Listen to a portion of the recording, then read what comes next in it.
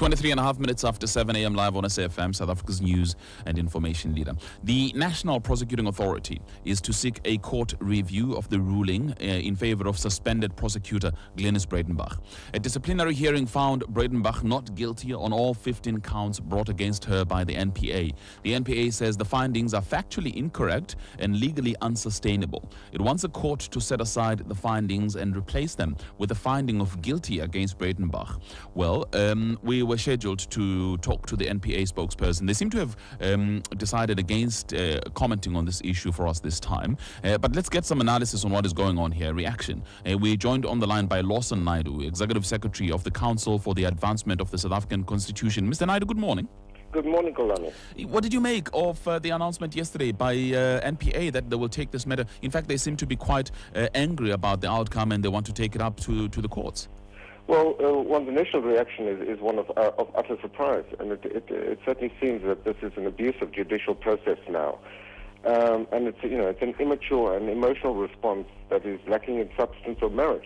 I think the judgment in the disciplinary hearing given by Advocate Salbi Mbenenge was a very clear one, in that he said that there was no evidence to sustain any of the charges, and he used the phrase that there was not an iota of evidence to sustain the main charge against Advocate Breytenbach. But again, how was it an abuse of the judicial system? Because they may argue that a court of law may find differently from Mbenenge. Well, of course, I mean,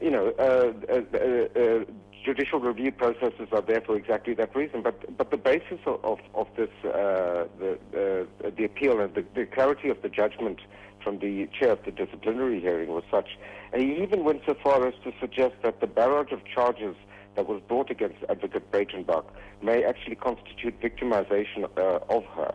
So it does really seem that the chances of success are very minimal, and that one would expect that the NPA would respect the decision of the disciplinary hearing. And remember that we've gone through various phases of this hearing. The NPA had called for the recusal of two previous chairs of this hearing, of Advocate Madolo initially because he agreed to allow media access to the hearings, which the NPA were opposed to. They then asked for the recusal of Advocate Sabile Zulu on the basis that he was being hostile to one of the witnesses representing ICT in the matter.